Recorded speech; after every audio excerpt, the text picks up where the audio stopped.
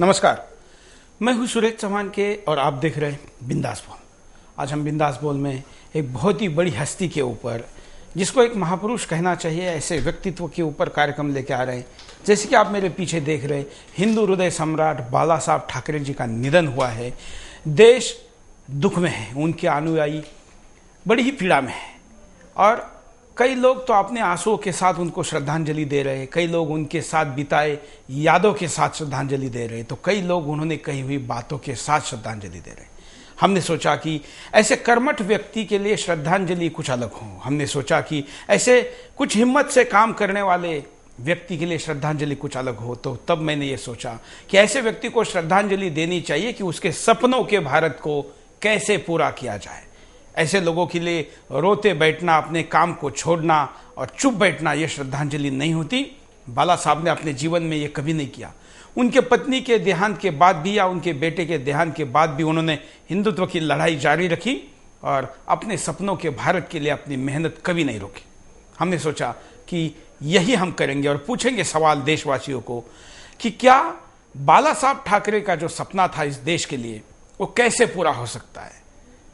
आप अपनी प्रतिक्रिया दे सकते हैं, मन से देनी होगी। बाला साहब एक ऐसे बिंदास व्यक्तित्व थे जो किसी भी परिस्थिति में अपनी मन की बात को कहने से कभी नहीं हटते थे, पीछे नहीं हटते थे, बल्कि किसी भी परिस्थिति में कैसे भी उसको कहने की हिम्मत रखते थे, भले भावनिक विषय भी क्यों ना हो।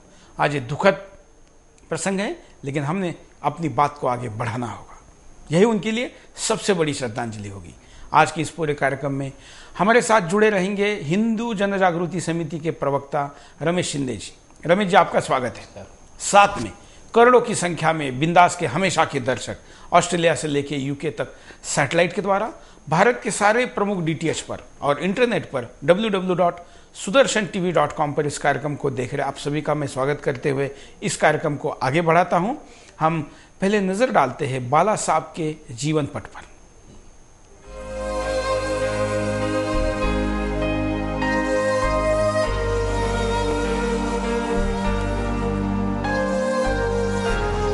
भारतीय राजनीति आज भले ही एक कद्दावर नेता के अभाव से जूझ रही है, लेकिन इसी सरजमी से आज से लगभग 8 दशक पहले एक ऐसे नेता को जन्म दिया जिसने अकेले अपनी गर्जना से पूरे देश की राजनीति को हिलाकर रख दिया था।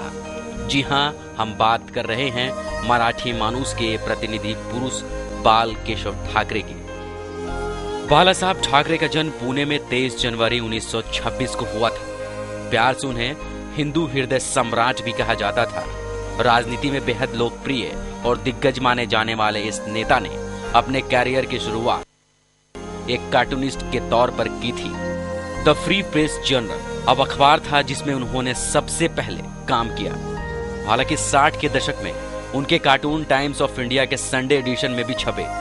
1960 में उन्होंने ये नौकरी छोड़ दी और अपना खुद का कार्टून वीकली मार्मिक शुरू किया।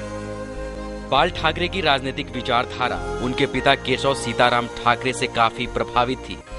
भाषा के आधार पर महाराष्ट्र को एक अलग राज्य बनाने वाले आंदोलन संयुक्त महाराष्ट्र मूवमेंट के अग्रणी नेता केशव सीताराम ठाकरे बेहद लोकप्रिय नेता थे। उन्होंने महाराष्ट्र में गुजरातियों, मारवाड़ियों और उत्तर भारतीयों के बढ़ते प्रभाव के खिलाफ जमकर आंदोलन चलाया। 1966 में बाल ठाकरे ने शिवसेना के नाम से राजनीतिक दल का गठन किया। तुमच्या डोक्यावरती भगवा झेंडाच पाहिजे, दुसरा झेंडा शोभून दिसायचा नहीं। अपनी विचारधारा को लोगों तक पहुंचाने के लिए उन्होंने 1989 में सामना नामक अखबार की शुरुआत की। 1995 के चुनाव के बाद शिवसेना भाजपा गठबंधन पहली बार सत्ता में आई। इस दौरान 1995 से 1999 तक बाला साहब ने सरकार में न रहते हुए भी उसके सभी फैसलों को प्रभावित किया। यही कारण था कि उन्हें रिमोट कंट्रोल तक का नाम दिया गया। 1996 में बाल ठाकरे को 2 बड़े सदमों से गुजरना पड़ा। 20 अप्रैल 1996 को उनके पुत्र बिंदु माधव की सड़क दुर्घटना में मौत हो गई, जबकि इसी साल सितंबर में उनकी पत्नी मीना का हार्ट अटैक के बाद निधन हो गया। 28 जुलाई 1999 को इलेक्शन कमीशन की अनुशंसा के बाद बाल ठाकरे को 6 साल के लिए चुनाव लड़ने और वोट डालने के लिए प्रतिबंधित कर दिया गया। सांस लेने में तकलीफ के बाद 25 जुलाई 2012 को उन्हें मुंबई के लीलावती अस्पताल में दाखिल किया गया था। इसके बाद से लगातार उनकी सेहत में गिरावट होती गई। इस छोटी सी कहानी के अलावा ऐसा बहुत कुछ है जिन्हें शब्दों में बयां नहीं किया जा सकता। हम तो यही कहेंगे कि तुम जियो हजारों साल, साल के दिन हो 50,000 साल। सुदर्शन न्यूज के लिए अरुण शिवहरे की रिपोर्ट। तो ये तुम जियो उस विचारों के लिए है। शरीर भले ही छोड़ गया हो लेकिन वो विचार हजारों साल जिए, इसके लिए ये जियो का शुभ संदेश दिया गया है। बाला साहब ठाकरे ने अपने पूरे जीवन में एक निष्ठा के साथ एक दिशा में काम किया। हो सकता है कि उनके शुरू में जो प्रादेशिक आंदोलन चलाए उसके ऊपर सहमति ना हो, हम भी प्रादेशिक आंदोलनों के खिलाफ है, लेकिन आखिरतः उन्होंने अपने जीवन के आखिर के सालों में राष्ट्रीयता का नारा दिया और उस राष्ट्रीयता में उन्होंने अपने राज्य से ज़्यादा राष्ट्र को बड़ा महत्व दिया, हिंदुत्व को बड़ा महत्व दिया। और इसलिए ही जाने के बाद उनसे वैचारिक दृष्टिकोण से कोई कितना भी असहमत हो, उनके बड़प्पन को मानता है और उनके सपनों के भारत से सहमति दिखाता है। आप क्या सोचते हैं, क्या मानते हैं, अपनी बात को कह सकते हैं। हमारे साथ रमेश जी है। रमेश जी, पहला सवाल कि उनके सपनों के भारत को कैसे बनाएंगे? जी, आज वैसे देखा जाए तो सभी हिंदुओं के मन में बहुत बड़ी तीव्र भावना है और साथ में दुख भी है।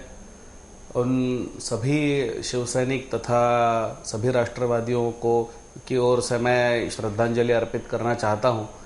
साथ में हम ये कहना चाहते हैं कि जैसे आपने बहुत अच्छा मुद्दा यहाँ पर रखा है कि इन महापुरुषों को जो श्रद्धांजलि होती है वो उनके कार्य के माध्यम से दी जाती है। और आज अगर हम देखते हैं कि बाला साहब ठाकरे का जो सपना था कि यहाँ पर जो एक तरह से हम कह सकते हैं कि गांधी परिवार की ही सत्ता चल रही है, यहाँ पर जो नीति चल रही है वो सेक्युलरवाद की चल रही है और सेक्युलरवाद के नाम पर हिंदुओं को दबाने की जो नीति चल रही है, यहाँ पर राष्ट्रवाद को छोड़ करके अलगाववाद या तुष्टीकरण, मुस्लिम तुष्टीकरण की नीति चल रही है।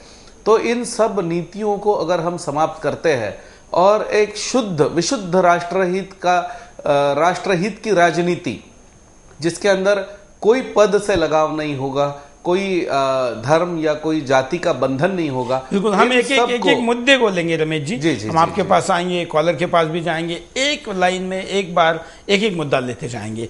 कई कॉलर हमारे साथ जुड़े हैं, उनकी भी हम बात यहाँ पर सुनते हैं। बोलिए। नमस्कार सुरेश जी। बोलिए।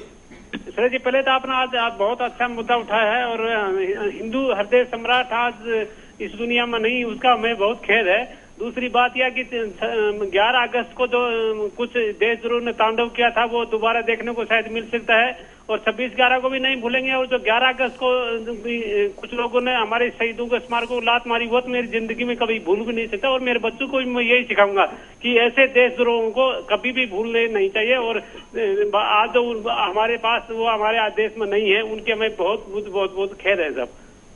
धन्यवाद। अगले कॉलर। नमस्कार, बोलिए।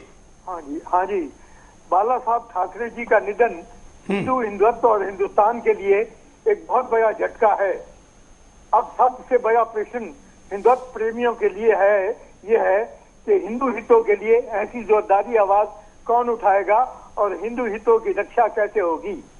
मेरे विचार में अब जितनी भी हिंदू संस्थाएं हैं वे एक होकर इस हिंदू विरोधी, राष्ट्र विरोधी कांग्रेस सरकार से निजात दिला पाए।